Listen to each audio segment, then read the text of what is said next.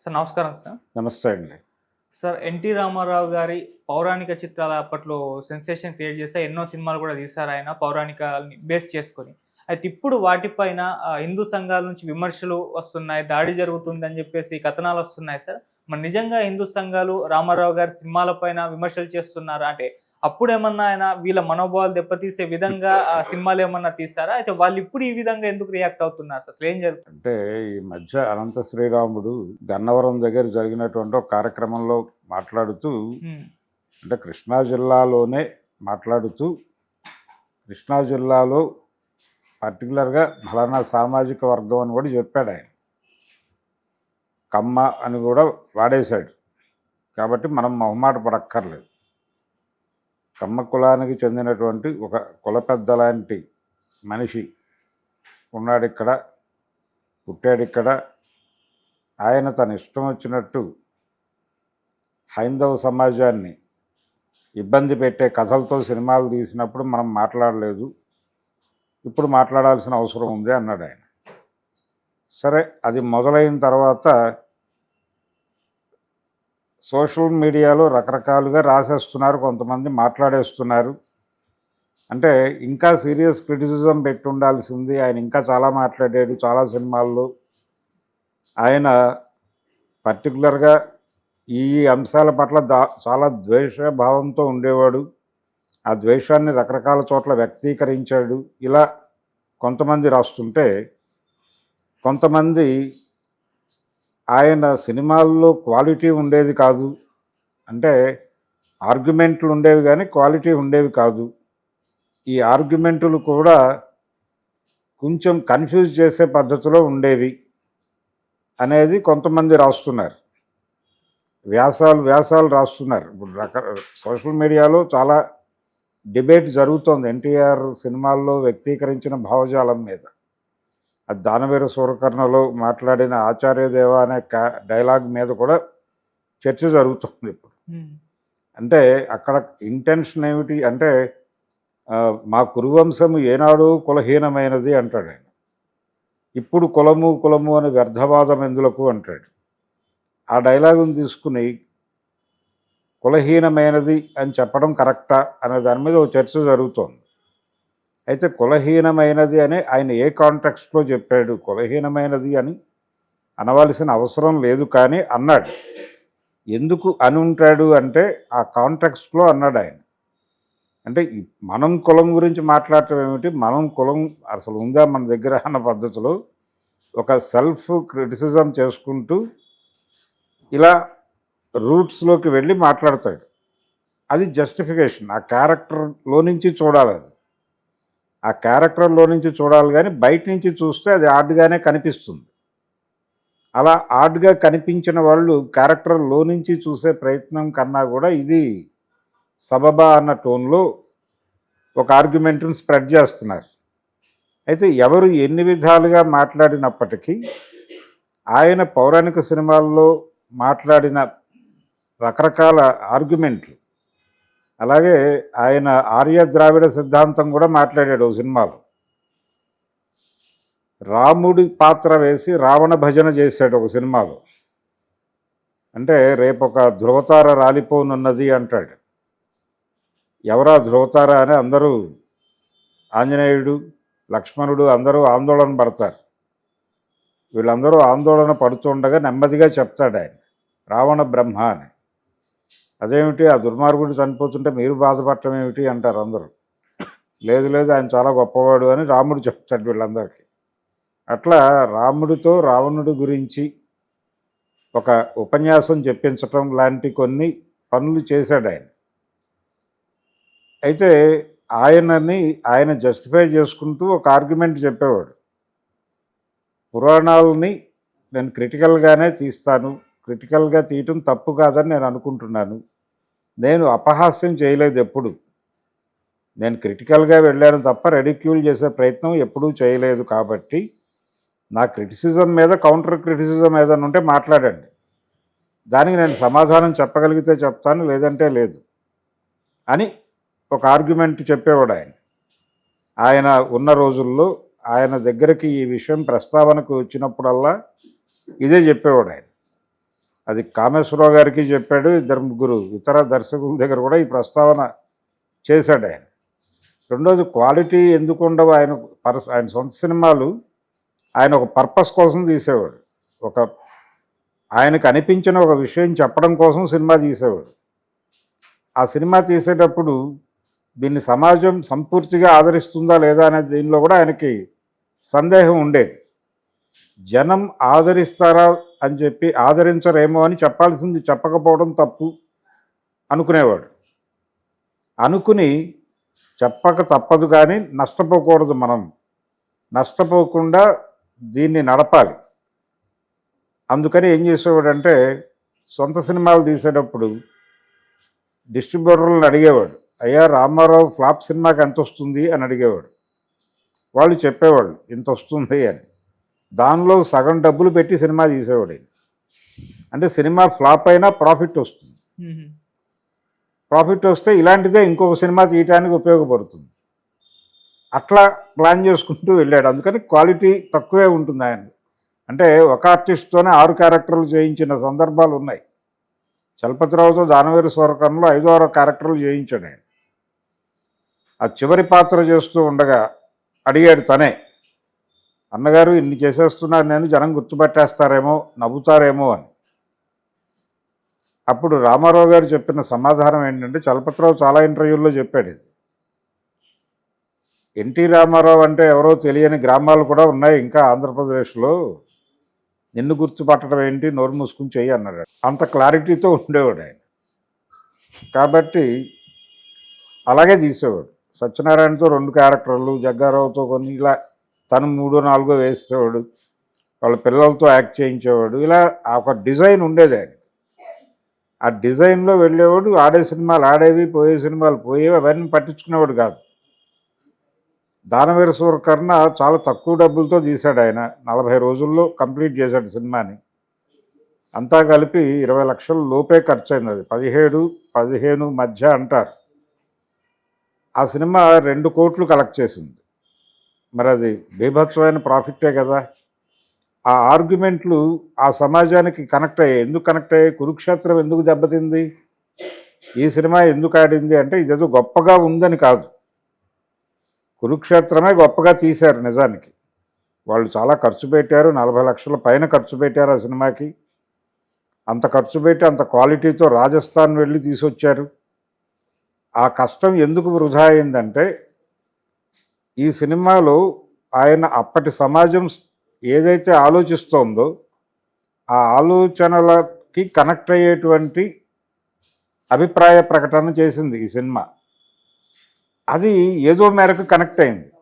వాళ్ళు క్షుణ్ణంగా స్టడీ చేసి సినిమాని ఓన్ చేసుకున్నారా అనేది చెప్తే కష్టమే, కానీ వాళ్ళకి ఎక్కడో ఈ క్వశ్చన్ చేయటం అనేది కనెక్ట్ అయింది. ఈ క్వశ్చనింగ్ అనే కల్చర్ అప్పుడు సొసైటీలో ఉండింది. అది ఉండటం వలన ఆ ప్రేక్షకుడు దీనికి కనెక్ట్ అయ్యి చూశాడు సినిమాని, ఎంజాయ్ చేశారు. వాళ్ళు ఎంజాయ్ చేయటానికి తగ్గ వాతావరణం ఉంది సమాజంలో. ఇప్పుడు ఆయన ఆర్య ద్రావిడ సిద్ధాంతం తీసుకొచ్చి రాముడితో రావణ భజన చేయించిన సినిమా కూడా దాదాపు 35 రోజులు బాగానే వెళ్ళిపోయింది. అది ఎందుకు వెళ్ళగలిగింది? ఆ సినిమా 2వ రోజే ఆగిపోవాలి కదా. ఎందుకు ఆగలేదు అంటే, ఆ సొసైటీ ఆ అభిప్రాయాలను యాక్సెప్ట్ చేసే కండిషన్లో ఉంది, అందుకని చూశారు. లేకపోతే 2వ రోజే పక్కన పడేయాల్సిన సినిమా పడేయలేదు. ఇలాంటి అభిప్రాయ ప్రకటనలు చాలా చేశాడు ఆయన. ఇప్పుడు ఆయన శ్రీనివాస్ కళ్యాణం అని చివరి రోజుల్లో వచ్చిన సినిమా ఒకటి ఉంది, ఆయన ఇండస్ట్రీ నుంచి వెళ్ళిపోయే ముందు వచ్చిన సినిమా.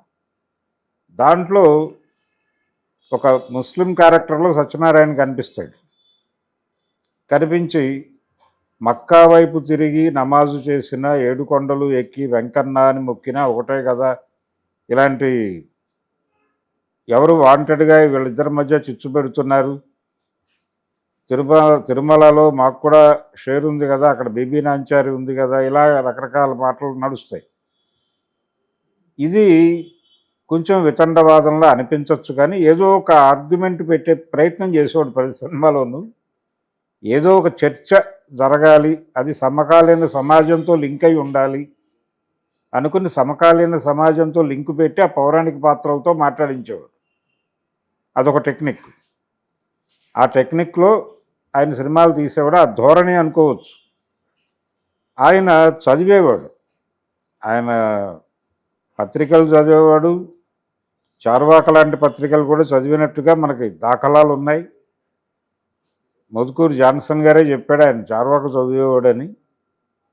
ఇలాంటి చదువరితనం ఉండటం వలన ఇలాంటి అభిప్రాయ ప్రకటనలు ఆయన సినిమాల ద్వారా చేసేవాడు. ఆ తర్వాత వచ్చిన జనరేషన్లో అది కొరవడింది. ఆయన పిల్లల్లో కూడా అది కొరవడింది. అందుకని ఆయన లాంటి అభిప్రాయాలతో సినిమాలు డైరెక్ట్ చేయాలనే కోరిక ఉండటం. ఇప్పుడు నాగేశ్వరరావు గారికి కూడా అదే ఏరియాలో ఉన్నాడు. ఆయన కూడా ఈ విషయాలన్నీ తెలుసు ఆయనకి. ఆయన కూడా దేవుడు ఉన్నాడా లేడా అంటే లేడనే చెప్పేవాడు. నాస్తికుడుగానే ఉన్నాడు ఆయన. కానీ సీరియస్ క్రిటిసిజం జోలికి వెళ్ళేవాడు కదా. ఆయన లౌక్యంగా ఉండేవాడు. సమాజంతో ఘర్షణ వద్దు మనకే అనుకునేవాడు. ఈయన ఘర్షణ పడేవాడు. కానీ ఈయన మాట్లాడుతున్న అభిప్రాయాలు కరెక్టే అనే అభిప్రాయం ఈయనకు ఉండేది. కానీ దుందులుకుగా వెడుతున్నాడు, ఎక్కడో దెబ్బతింటాడు అనుకునేవాడు ఈయన. చాలా ఇంటర్వ్యూలో చెప్పాడు ఆ మాట నాగేశ్వరరావు గారు. దుడుకు స్వభావము, ఆవేశపరుడు, అనిపించింది చెప్పేస్తాడు. ఏది చెప్పాలి ఏది చెప్పకూడదు అనేటువంటి ఆ కంట్రోల్ ఉండదు ఆయనకి, వెళ్ళిపోతాడు దూకుడుగా అని. దానివలన చాలా వివాదాలు తెచ్చేసుకునేవాడు మీదకి అనేది ఆయన ఒపీనియన్. నిజమే, అలాగే వెళ్ళేవాడు ఆయన. తోటరాముడు అనే ఒక క్యారెక్టర్ చేశాడు ఆయన పాతాళ భైరవ సినిమాలో. ఆ తోటరాముడు క్యారెక్టర్ నుంచి ఇంకా ఎన్టీఆర్ దిగలేదు అని సంజీవ్ రెడ్డి గారు అన్నాడు స్వయంగా. ఆయనతో మాట్లాడిన తర్వాత ఆయన అభిప్రాయం అది. ముళ్ళపూడి వెంకటరమణ గారు రాశాడు దీన్ని. అలాంటి క్యారెక్టర్ ఆయన. అందుకని ఆయన పద్ధతిలో ఆయన చెప్పదలుచుకుంది, ఆయన కళాసేవ అనుకున్నది చేశాడు. ఎందుకు ఎన్టీఆర్ రాజకీయాల్లోకి రాగానే జనాలు ఆయనతో కనెక్ట్ అయ్యారు అంటే ఆయన సినిమాల్లో మాట్లాడిందే రాజకీయాల్లోనూ మాట్లాడాడు. కొత్త విషయం ఏం లేదు. జనం ట్రావెల్ అయ్యారు అంతే. ఆయనతో 3 జనరేషన్లు ట్రావెల్ అయినాయి. ఆయన ఎంట్రీ ఇచ్చే నాటికి 49 నాటికి యంగ్ బ్లడ్, అప్పటి యంగ్ బ్లడ్ 60 నాటికి ఏజ్డ్ అయిపోయి వాళ్ళ పిల్లలు వచ్చేసారు. వాళ్ళు ఈయనతో ట్రావెల్ అయ్యారు 80ల వరకు. వాళ్ళ పిల్లలు ట్రావెల్ అయ్యారు. వాళ్ళు ఓటర్లుగా మారారు. అప్పుడు ఈ 3 జనరేషన్ల ట్రావెల్ ఉంది అతని పొలిటికల్ సక్సెస్ వెనకాల.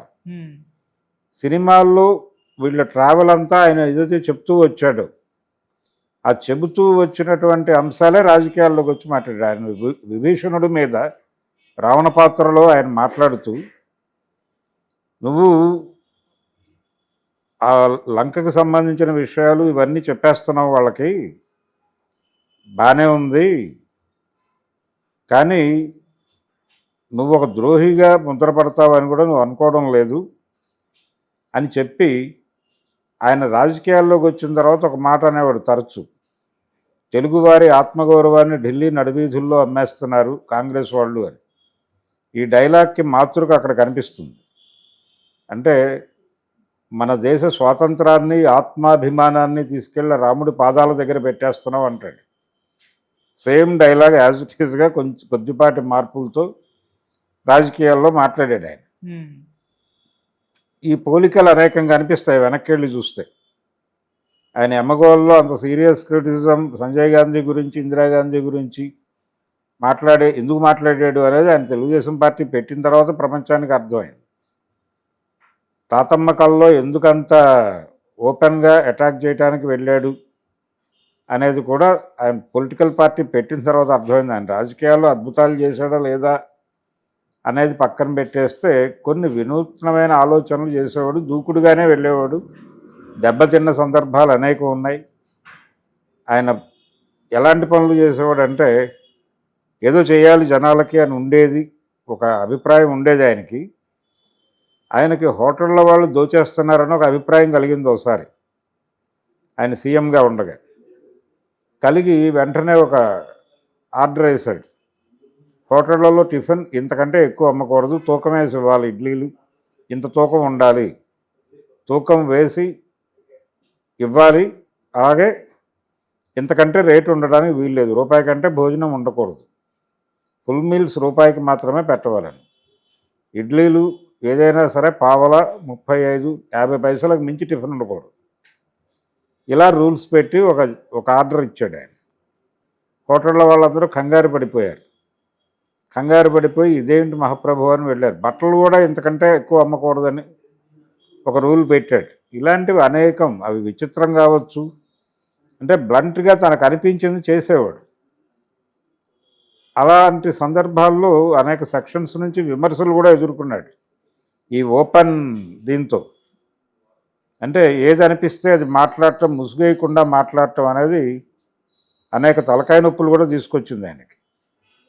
ఎన్జిఓలు సమ్మెకి ముందు ఆయన ఇచ్చినటువంటి స్టేట్మెంట్ చాలా హిస్టారికల్ సమ్మె అది. ఆ సమ్మె ప్రభావం ఆయన కెరియర్ మీద ఉంది, ఆయన పొలిటికల్ కెరియర్ మీద. ఆయన మొత్తం రాష్ట్ర ప్రభుత్వ ఉద్యోగులందరినీ ఉద్దేశించి ఒక దారుణమైన స్టేట్మెంట్ ఇచ్చాడు. జీతాలు పెంచడం ఏమిటి వీళ్ళకి, ఇప్పటికే పందికొక్కులు తిన్నట్టు రాష్ట్ర ఖజానాన్ని తినేస్తున్నారని అనేసాడు మీడియా ముందు, ప్రెస్ ముందు. అది పబ్లిష్ అయిపోయింది. ఇలాంటి దూకుడు నడిచేది. దూకుడుగా వెళ్ళేవాడు, ఒక్కొక్కసారి రిట్రీట్ అయ్యేవాడు కాదు. రకరకాల పద్ధతుల్లో నడిచేది ఆయన వ్యవహారం. స్లాబ్ సిస్టమ్ పెట్టాడు ఆయన. సినిమా ఇండస్ట్రీ నుంచి వచ్చిన మనిషి ఇలాంటి పని చేస్తాడా అని అన్నారు అందరూ. అంటే స్లాబ్ పెట్టడం వల్ల సినిమాల్లో ఒక స్లంప్ మొదలైందనే అభిప్రాయం ఉండేది. అంటే థియేటర్లలో టిక్కెట్లు తెగినా తెక్కపోయినా ట్యాక్స్ కట్టి తీరవలను అని చెప్పాడు ఆయన. అది రాజశేఖర రెడ్డి గారు వచ్చాక తీసేశాడు. అప్పటి వరకు కొనసాగిస్తున్నాడు. ఆ టైంలో అది తీసేయండి అని వెళ్ళారు. సినిమా పరిశ్రమ నుంచి రిప్రజెంటేషన్ వెళ్ళి అడిగితే ఎవరు బాధపడుతున్నారు దానివలన అని అడిగాడు ఆయన. అడిగితే ఎగ్జిబిటర్లు బాధపడుతున్నారని చెప్పారు. నాకు దాదాపు 5-6 థియేటర్లు ఉన్నాయి స్టేట్ మొత్తంలో. నాకంటే పెద్ద ఎగ్జిబిటర్ ఎవరైనా ఉంటే వారు బాధపడుతున్నారని నాతో చెప్తే నేను కన్విన్స్ అవ్వడానికి ప్రయత్నం చేస్తానని చెప్పాడు. అలా ఉండేది ధోరణి. అట్లా ఆయన తన అభిప్రాయాలు చెప్పుకోవటానికి సినిమాలు తీసేవాడు. అలా ఒక ఉద్యమంలా సినిమాలు తీసినవాడు ఇంకోటి కనబడ్డు. ఇప్పుడు ఆర్ నారాయణమూర్తి ఒక పొలిటికల్ ఐడియాలజీ స్ప్రెడ్ చేయడానికి ఆయన సినిమాలు తీస్తాడు. మాదాల రంగారావు అలాంటి సినిమాలు తీసేవాడు. ఎన్టీ రామారావు గారు కూడా తన పొలిటికల్ లేకపోతే తనకున్న అభిప్రాయాలు చెప్పడం కోసం సినిమాలు తీశాడు. అవి పూర్తి అవి ప్రోగ్రెసివ్ ఐడియాలజీనా లేకపోతే తిరోగమన అభిప్రాయాల అనేది పక్కన పెడితే ఒక ఐడియాలజీ తను సెంట్రిక్గా తను అనుకున్నటువంటి అభిప్రాయ ప్రకటన చేయటం కోసం సినిమాని ఒక వాహకంగా ఎంచుకుని అలా నడిపించిన మెయిన్ స్ట్రీమ్ హీరో ఇంకోళ్ళు కనబడరు తెలుగు ఇండస్ట్రీలో. అందుకనే ఎన్టీ రామారావు ప్రత్యేకం. అందుకనే ఈ రోజుకి ఆయన చర్చనీయాంశం అవుతున్నాడు. ఆ రోజున ఆయన సినిమాలు తీసినప్పుడు ఈ సమాజం లేదు, ఇప్పుడు ఈ సమాజం ఉంది. ఆయన లేడు. ఆయన ప్రకటించి వెళ్ళిపోయిన అభిప్రాయాల మీద ఇప్పుడు చర్చ జరుగుతోంది. చాలా దుర్మార్గంగా మాట్లాడాడు ఆయన. ఊరూరా సందున ఆయన విగ్రహాలు ఉన్నాయి. ఇప్పుడు ఏ సందు తిరిగినా ఆయన కనిపిస్తాడు. ఆయన కనిపించగానే ఆయన మాట్లాడిన మాటలన్నీ గుర్తొస్తాయి. అవి గుచ్చుతాయి, అవి కెలుకుతున్నాయి వీళ్ళు. అంటే కర్ణుడు క్యారెక్టర్తో సినిమా చేశారు. అది చేసిన ఆయన ఎన్టీ రామారావు గారి అభిమాని. ఏది కల్కి సినిమా గురించి కదా మాట్లాడింది. కల్కి లాంటి సినిమా అశ్విని దత్ ఎందుకు తీశాడు, ఎందుకు యాక్సెప్ట్ చేశాడు? అంటే కర్ణుడి కథతో సినిమా చేయటం ఏమిటి? కర్ణుడు లాంటి దుర్మార్గుడి కథతో అంటే ఎన్టీ రామారావు తీయటం ఏంటి? ఎన్టీ రామారావు కంటే ముందు శివాజీ గణేశన్ చేశాడు కదా, అందులో ఎన్టీఆర్ కూడా ఉన్నాడు, అది వేరే గొడవ. కానీ కర్ణుడి క్యారెక్టర్ శివాజీ కూడా చేశాడు. తమిళ్లో బిఆర్ పంతులు గారు తీశాడు ఆ సినిమా. ఆ సినిమాలో యాక్ట్ చేసిన తర్వాత కదా ఈయనకి ఐడియా వచ్చింది. కాబట్టి దీనికి ఒక బేస్ ఉంది. కాబట్టి ఈ బేస్ మొత్తం మీద దాడి చేయాలనుకుంటున్నారు వాళ్ళు. అనుకుని అశ్విని దత్తును కూడా టార్గెట్ చేశారు. అందులో చేసి కర్ణుడు హీరో వీళ్ళకి, లేకపోతే రావణాసురుడు హీరో కొంతమందికి. ఈ మాటలన్నీ ఇప్పుడు చర్చకు వచ్చినాయి. ఇలాంటి వాళ్ళ కీచకుడు కూడా వేశాడు ఆయన. కీచకుడిలో ఉన్నటువంటి పాజిటివిటీని చెప్పే ప్రయత్నం కూడా చేశాడు. అది మరీ వైపరీత్యము విపరీత ధోరణి అన్నారు, కానీ ఆయన చేశాడు. దాని మీద ఆ రోజున క్రిటిసిజం రాలేదంటే ఆ రోజున సమాజం ఇలా లేదు కాబట్టి రాలేదు, ఇప్పుడు ఇలా ఉంది కాబట్టి దాడి జరుగుతోంది. ఇప్పుడు ఆనాటి సమాజాన్ని ఈనాటికి తెచ్చుకోవాలి అనుకుంటున్నటువంటి వాళ్ళు ఎవరైనా సరే ఇప్పుడు ఎన్టీఆర్ మీద జరుగుతున్నటువంటి దాడి గురించి మాట్లాడాల్సిన అవసరం ఉంటుంది. అప్పుడు ఇప్పుడు ఎందుకు దాడి చేస్తున్నారో ఈ శక్తుల్ని కంట్రోల్ చేయాల్సిన అవసరం ఉంది. గన్నవరం సభ ఎవరు పెట్టారో వాళ్ళని కంట్రోల్ చేయాల్సిన అవసరం ఉంది. అందుకని ఎన్టీఆర్నే వెపన్గా ఉపయోగించవలసినటువంటి అవసరం ఈ శక్తులకు కూడా ఉంటుంది. ఓకే, ఆయన పెట్టినటువంటి పార్టీ నుంచి స్పందన లేదు. ఆ పార్టీ అధికారంలో ఉంది, పైగా అక్కడే వాళ్ళు నోరు మెదపలేదు. ఎందుకంటే వాళ్ళు ఆల్రెడీ వీళ్ళతో కొల్లుడై ఉన్నారు. ఏ వేదిక మీద అయితే ఎన్టీఆర్ గురించి బ్యాడ్గా మాట్లాడారో ఆ మాట్లాడిన వేదిక తాలూకా పొలిటికల్ పార్టీతో కాపురం చేస్తోంది ఇప్పుడు రామారావు గారు పెట్టిన పార్టీ. అది దౌర్భాగ్యం. అందుకని అట్నుంచి మాట రాలేదు. ఇది చారిత్రక విషాదం అంటారు ఇలాంటి వాటిని. ఓకే, అందుకని ఎన్టీ రామారావు ఇప్పుడు అక్కడ లేడు. ఎన్టీ రామారావు ఇప్పుడు వాళ్ళ మీద దాడి చేయాల్సినటువంటి వాళ్ళ చేతుల్లో వెపన్గా మారుతున్నాడు.